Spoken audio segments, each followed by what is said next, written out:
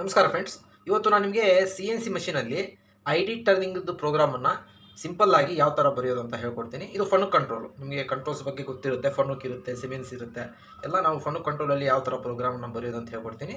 ಇನ್ನು ಕೋಆರ್ಡಿನೇಟ್ಸ್ ಬಂದುಬಿಟ್ಟು ಅಬ್ಸಲ್ಯೂಟ್ ಕೋಆರ್ಡಿನೇಟ್ಸಲ್ಲಿ ಇಂಡಿಯಾದಲ್ಲಿ ಮ್ಯಾಕ್ಸಿಮಮ್ ಅದೇ ಯೂಸ್ ಮಾಡೋದು. ಆಯಿತು, ಇದು ನಮ್ಮ ರಾವ್ ಮಟೀರಿಯಲ್ಲು. ಇದು ಕೊಟ್ಬಿಟ್ಟಿದ್ದಾನೆ, ಥ್ರೂ ಹೋಲ್ ಕೊಟ್ಬಿಟ್ಟಿದ್ದಾನೆ. ಡಯಾ 20 ಇದೆ, ID ಓಡಿ ಬಂದುಬಿಟ್ಟು 40 ಇದೆ, ಲೆಂತ್ 50 mm ಇದೆ. ಇದಕ್ಕೆ ಇದು 20 ಇರೋದು, ನಾವು 22ನ ಮಾಡೋಣ. ಡಯಾ 22 ಅಂದರೆ ನಾವು 2 mm ಅನ್ನು ರಿಮೂವ್ ಮಾಡಬೇಕು. ಇದು ಬಂದುಬಿಟ್ಟು ಡಯಾ ಎಷ್ಟಾಗಬೇಕು ನಮಗೆ? ಡಯಾ 22 ಆಗಬೇಕು. ಇವಾಗ ಈ ಡಯಾ 22 ಆಗೋದಕ್ಕೆ ಪ್ರೋಗ್ರಾಮನ್ನು ಯಾವ ಥರ ಬರೆಯೋಣ ನೋಡೋಣ.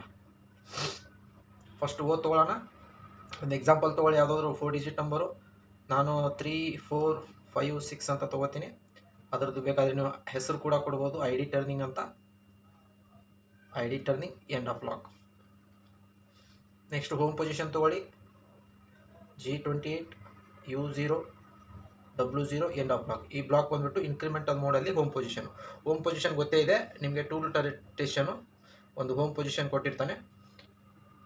CNC ಮ್ಯಾನುಫ್ಯಾಕ್ಚರ್ ಮಾಡಿದವನು X ಮತ್ತು Z ಎಕ್ಸಿಸ್ಸು, ಇದರದ್ದು ಹೋಮ್ ಪೊಸಿಷನ್. ಇವು ಟೂಲ್ ಸೆಲೆಕ್ಷನ್ ಗೊತ್ತಲ್ಲ, ಇದು ಟೂಲ್ಸ್ ಎಲ್ಲ ಇವು 3, 4, 5, 6, 7, 8. ಇದೊಂದು ಡಿಸ್ಟೆನ್ಸ್ ಕೊಟ್ಟಿರ್ತಾನೆ X ಮತ್ತು Z X ಮತ್ತು Z ತೊಗೊಂಡು ಒಂದು ಡಿಸ್ಟೆನ್ಸ್ ಕೊಟ್ಟಿರ್ತಾನಲ್ಲ, ಅದೇ ಹೋಮ್ ಪೊಸಿಷನ್. ಆ ಹೋಮ್ ಪೊಸಿಷನ್ ಹೋಗೋಕ್ಕೆ ಇದು ಒಂದು ಬ್ಲಾಕ್. ನೆಕ್ಸ್ಟ್ ತೊಗೊಳ್ಳಿ, G21, G40, G90, G99. ಇದು G21 all dimensions are in mm, G40 insert nose radius cancellation, G90 absolute programming, G99 feed in mm and end of block ಹಾಕಲೇಬೇಕು. ನೀವು beginners ಇದ್ದರೆ ನಿಮಗೆ ಅದರದ್ದು ಫುಲ್ ಡೀಟೇಲ್ಸ್ ಬೇಕಂದರೆ ನಾನು ಒಂದು ವಿಡಿಯೋ ಹಾಕಿದ್ದೀನಿ. ಅದರಲ್ಲಿ ಎಲ್ಲನೂ ಕೂಡ ನಾನು ಎಕ್ಸ್ಪ್ಲೇನ್ ಮಾಡಿದ್ದೀನಿ. ಫೇಸಿಂಗ್ ಪ್ರೋಗ್ರಾಮಿಂಗ್ ಅಂತ ಮಾಡಿಬಿಟ್ಟು ಪ್ರತಿಯೊಂದನ್ನು ಎಕ್ಸ್ಪ್ಲೇನ್ ಮಾಡಿದ್ದೀನಿ. ಇಲ್ಲಿ ನಾನು ಫುಲ್ ಎಕ್ಸ್ಪ್ಲೇನ್ ಮಾಡೋಕ್ಕೆ ಹೋಗಲ್ಲ. ನೆಕ್ಸ್ಟ್ ಬಂದುಬಿಟ್ಟು ಟೂಲ್ ಸೆಲೆಕ್ಷನ್ ಮಾಡೋಣ. ಇವಾಗ ನಮ್ಮದು ಬೋರಿಂಗ್ ಬಾರ್. ಇವಾಗ ಇದನ್ನು ರಿಮೂವ್ ಮಾಡೋಕ್ಕೆ ಟೂಲ್ ಯಾವ ಥರ ಇರುತ್ತಂದರೆ,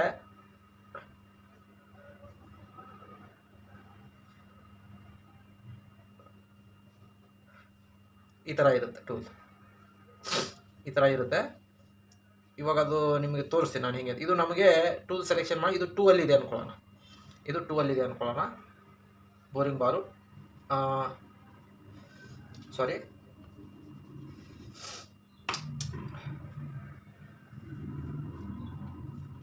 T02, 02 ಎಂಡ್ ಆಫ್ ಬ್ಲಾಕ್.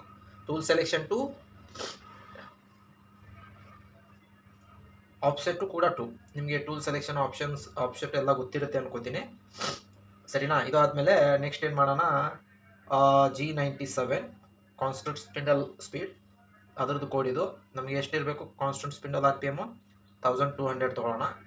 ಈ RPM calculation, feed calculation, feed, ಇದೆಲ್ಲ ಬಂದುಬಿಟ್ಟು ಅದು ಬೇರೆ ಟಾಪಿಕ್. ಇಲ್ಲಿ ನಾವು ಬರೀ ಪ್ರೋಗ್ರಾಮ್ ಬರೆಯೋದ್ರ ಬಗ್ಗೆ ಗಮನ ಹರಿಸೋಣ. ಯಾವ ಥರ ಫಾರ್ಮೇಟ್ ಇರುತ್ತೆ, ಯಾವ್ಯಾವ ಕೋಡ್ಗಳು ಯೂಸ್ ಮಾಡ್ಕೋಬೇಕು ಅನ್ನೋದು ಒಂದು ಫಾರ್ಮೇಟ್ ಅಷ್ಟೇ. G97 S1200 M03 ಅಂದರೆ ಸ್ಪಿಂಡಲ್ ರೊಟೇಷನ್ ಇನ್ ಕ್ಲಾಕ್ ವೈಸ್ ಡೈರೆಕ್ಷನ್, M03 ಬಂದುಬಿಟ್ಟು ಇದಾಯ್ತಾ. ಅದಾದಮೇಲೆ ಸೀಕ್ವೆನ್ಸ್ ನಂಬರ್ ಅಂತ ಒಂದು ತೊಗೊಳ್ಳೋಣ, N10 ತೊಗೊಂಡ್ರೂ ನಡೆಯುತ್ತೆ, ತೊಗೊಲಿಲ್ಲ ಅಂದರೂ ನಡೆಯುತ್ತೆ, ಯಾಕಂದರೆ ಒಂದೇ ಒಂದು ಆಪ್ರೇಷನ್ ಇರೋದ್ರಿಂದ ಏನು ತೊಂದರೆ ಇಲ್ಲ. ನೆಕ್ಸ್ಟು G00X, ನಮಗೆ ಟೋಟಲ್ ಎಷ್ಟಿದೆ? 40 ಇದೆ. ಇವಾಗ ನಮಗೆ ಹೋಮ್ ಪೊಸಿಷನಿಂದ ಇದು ನಾನು ನಿಮಗೆ ತೆಗಿತೀನಿ. ನನಗೆ ಇಲ್ಲಿ ಬರೆಯೋಕ್ಕೆ ಸ್ವಲ್ಪ ಜಾಗ ಬೇಕು. ಇವಾಗ ಟೂಲ್ ಸೆಲೆಕ್ಷನ್ ಆಗಿದೆ. ಈ ಟೂಲ್ ಇಲ್ಲಿದೆ, ಸೆಲೆಕ್ಷನ್ ಆಗಿದೆ. ಇವಾಗ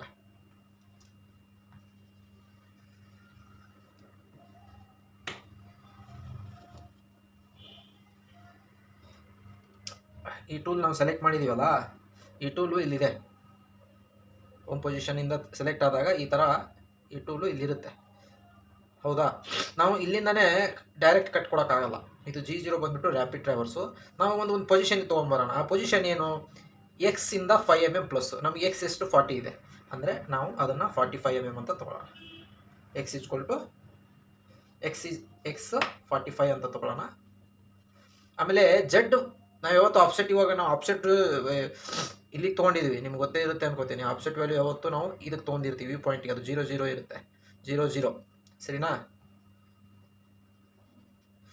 ಅದು 00 ಇರುತ್ತೆ. ಇವಾಗ ನಾವು ಎಕ್ಸು ಇಲ್ಲಿಂದ 0 ತೊಗೊಳಕ್ಕಾಗಲ್ಲ, ನಾವು ಇಲ್ಲಿಂದ ತೊಗೋಬೇಕು. ಅಲ್ಲಿಗೆ 5 ಆಯಿತು. Z5 ಅಂದರೆ ಇಲ್ಲಿಗೆ ಬಂತು, ಅಂದರೆ ಈ ಟೂಲು ಇಲ್ಲಿಗೆ ಬಂದು ನಿಂತ್ಕೊಳ್ಳುತ್ತೆ. ಈ ಟೂಲ್ ಇದೆಯಲ್ಲ, ಈ ಟೂಲು ಇಲ್ಲಿಗೆ ಬಂದು ನಿಂತ್ಕೊಳ್ಳುತ್ತೆ. ಈ ಕಡೆಯಿಂದ 5 mm, ಈ ಕಡೆಯಿಂದ 5 mm. ಇದು 40 ಸೇರಿದ್ರೆ 45 ಆಗುತ್ತೆ. ಇವಾಗ ಟೂಲ್ ಇಲ್ಲಿಗೆ ಬಂದು ನಿಂತಿದೆ ನಮಗೆ, ಸರಿನಾ? ಇವಾಗ ನೆಕ್ಸ್ಟ್ ಏನು, ಈ ಕೋಡ್ ಆದಮೇಲೆ ಏನು, X45 ಅಂದರೆ ಜಡ್ ಬರ್ದಿಲ್ಲ, ಜಡ್ 5 mm. ಸೇಫರ್ ಪೊಸಿಷನ್ G00 ಏನಂದರೆ ಈ ಹೋಮ್ ಪೊಸಿಷನ್ ಇತ್ತ ಈ ಟೂಲು ಇಲ್ಲಿಂದ ಸೀದಾ ಇಲ್ಲಿ ಬಂದು ಇಲ್ಲಿ ನಿಂತ್ಕೊಳ್ಳುತ್ತೆ. ಒಂದು ಸೇಫರ್ ಪೊಸಿಷನ್ ಡಿಸ್ಟನ್ಸು. ಇದು ರೊಟೇಟ್ ಆಗ್ತಾ ಇದೆ, ಸ್ಪಿಂಡಲ್ ತಿರುಗ್ತಾ ಇದೆ, ರೊಟೇಟ್ ಆಗ್ತಾ ಇದೆ. ಇಲ್ಲಿ ನೋಡಿ ನಾನು ಕೂಲೆಂಟ್ ಒಂದು ಹಾಕೊಳ್ಳಿಲ್ಲ, ಇದು ಕೂಲೆಂಟ್ ಹಾಕೋತೀನಿ ಬೇಕಾದರೆ. ಕೂಲೆಂಟು ಇಲ್ಲೇ ಆನ್ ಮಾಡ್ಕೊಂಡ್ಬಿಡೋಣ. M03 ಆದಮೇಲೆ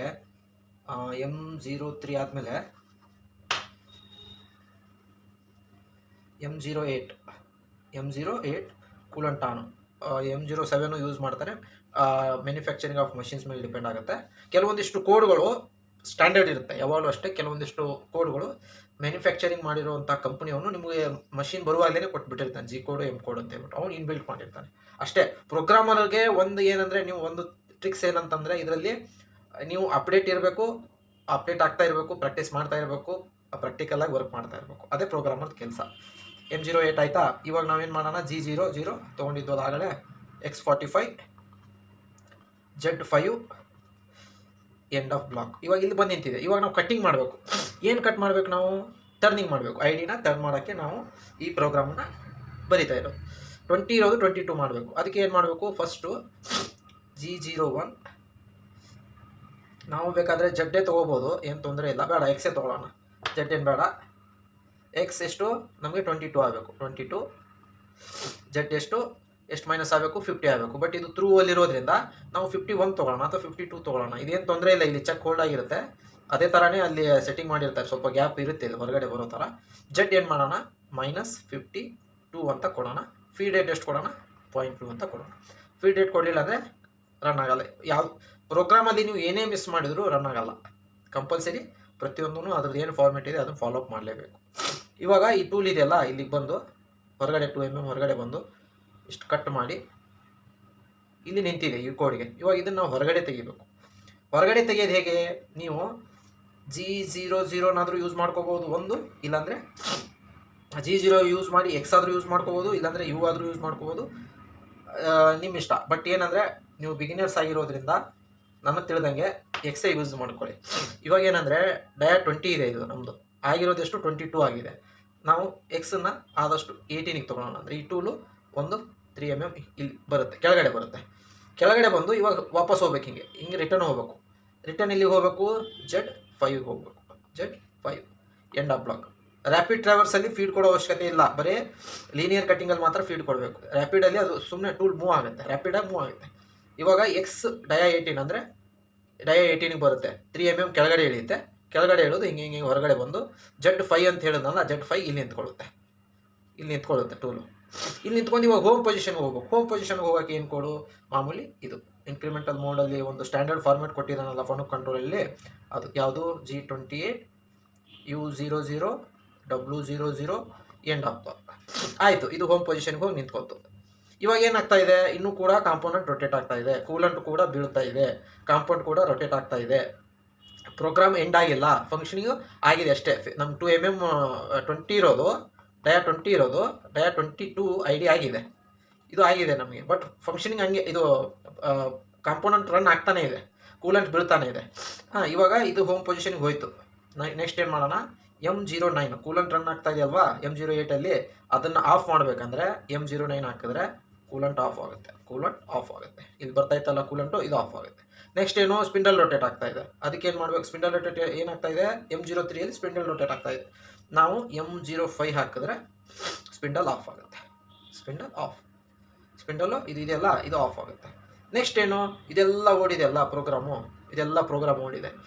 ಇದನ್ನು ಫುಲ್ ಎಂಡ್ ಮಾಡಬೇಕಂದ್ರೆ M30 ಎಂಡ್ ಆಫ್ ಬ್ಲಾಕ್. ಇದೇನಾಗುತ್ತೆ, ಪ್ರೋಗ್ರಾಮ್ ಎಂಡ್ ಮಾಡಿ ರೀಸೆಟ್ ಮಾಡುತ್ತೆ.